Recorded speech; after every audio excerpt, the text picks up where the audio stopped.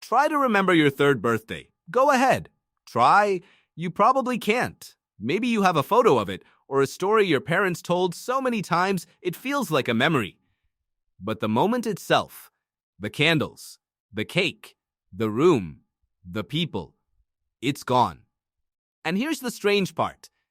For the first few years of your life, your brain was working harder than it ever will again. Building language, mapping faces, learning to walk, to grasp, to love. So why didn't any of it stick? The answer is far stranger than simple forgetting. Your brain didn't lose those memories. In a very real sense, it never filed them away in a form you could retrieve at all. And the reason why touches on how your brain is still being built while you're living in it. How memory itself works like a library that doesn't exist yet, and what that means for the version of you sitting here right now. Scientists call this phenomenon infantile amnesia. It's not a disorder. Every single person on Earth has it. Most adults can't recall anything before the age of 3, and even memories from ages 3 to 7 tend to be sparse, fragmented, more like snapshots than stories. The first person to seriously study this wasn't a neuroscientist. It was Sigmund Freud, over a century ago. Freud noticed that his patients, no matter how hard they tried, couldn't access memories from their earliest years. He had a theory about why, rooted in repression and early childhood trauma. He thought the mind was actively hiding those years from us. He was wrong about the cause, but he was right that something was being hidden. Modern researchers just had to figure out what and how. Here's where it gets interesting. Infants and toddlers can form memories. That part isn't in question. A baby can recognize its mother's voice within days of birth. A toddler can remember where a toy was hidden, sometimes for weeks. So the problem isn't that babies can't remember things in the moment. The problem is what happens after. Psychologist Carolyn Rovee-Collier spent decades studying memory in infants using a clever setup. She'd tie a ribbon from a baby's ankle to a mobile hanging above the crib. The baby would kick, the mobile would move, and within minutes the baby learned that kicking made the mobile dance. Days or even weeks later, she'd bring the same baby back, hang the same mobile, and watch. The baby would start kicking immediately. The memory was there. But here's the catch. That memory was fragile. It depended heavily on context. Change the room, change the mobile slightly, and the memory wouldn't trigger at all. The baby had the information stored somewhere. It just couldn't find it without the exact right cue. That's a huge clue. Because the kind of memory you're using right now, to follow this sentence, to recall what you had for breakfast, to picture your childhood home, is called autobiographical memory. It's not just information. It's information wrapped in a sense of self, a sense of time. A feeling of this happened to me in the past, and I am the one remembering it now. And building that kind of memory requires machinery that simply isn't finished yet in a baby's brain. The hippocampus, the part of your brain most responsible for forming long-term memories, is still under heavy construction during your first few years of life. Neuroscientist Paul Franklin and his team studied this directly. They found that the rate of neurogenesis, the birth of new neurons, is extremely high in the hippocampus during early childhood. New neurons are flooding in constantly. That sounds like it should help memory. More neurons, more storage, right? It's the opposite. When new neurons get inserted into an existing memory circuit, they can disrupt the connections that were already there. Franklin's research, including studies in mice, showed that high rates of neurogenesis actually correlate with faster forgetting of memories formed during that period. Your early brain wasn't bad at remembering, it was too busy rebuilding itself to keep the records intact.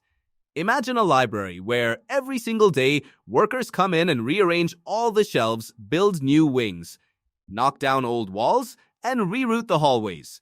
Anything you filed away yesterday might be in a completely different location today, or gone entirely, absorbed into the renovation. That's roughly what was happening inside your skull for the first few years of your life. But there's a second piece to this puzzle, and it has to do with language.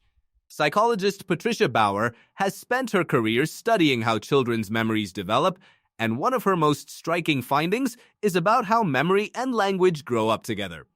Around age 2, a child's vocabulary explodes. They start being able to narrate. I went. I saw. I fell down. And as that ability to put events into words develops, something shifts in how memories get stored. Before language, an experience might be encoded mostly as sensation, emotion, image, bright light, loud noise, fear, comfort, but without the structure that language provides, a structure of sequence, of cause and effect, of this happened, then this happened, those experiences don't get organized into something you can later retrieve as a story. Your earliest memories may not be missing. They might simply be stored in a format your current mind doesn't know how to open, like a file saved in a program that no longer exists on your computer. The data might technically still be there, but there's no software left that can read it. So why do you remember being 4 but not being 2?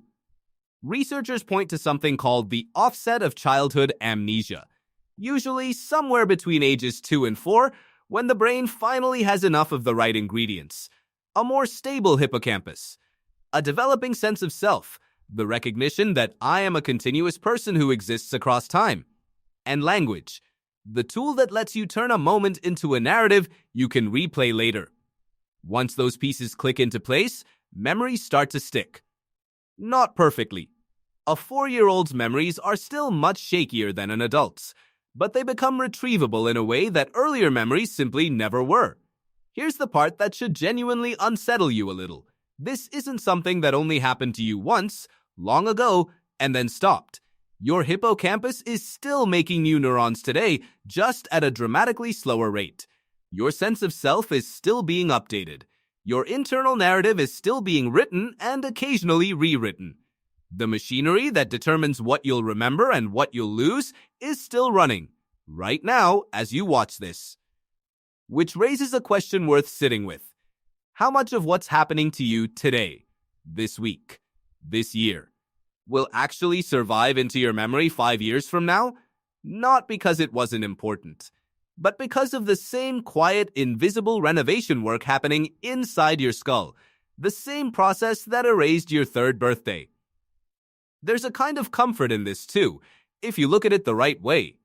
Those missing years weren't a void. They were the most intense period of construction your brain will ever undergo. Every face you've ever recognized without effort, every word you've ever spoken without thinking about it, every instinct you have for how people behave, all of that was built during the years you can't remember. The foundation doesn't need to be remembered to hold up everything built on top of it. So the next time someone shows you a photo from when you were 2 years old, and you feel that strange disconnect, like you're looking at a stranger who happens to share your name, remember this. That wasn't a gap in your life. That was the most important construction project you'll ever be part of. You just weren't given a copy of the blueprints, and somewhere right now, your brain is still drawing new ones.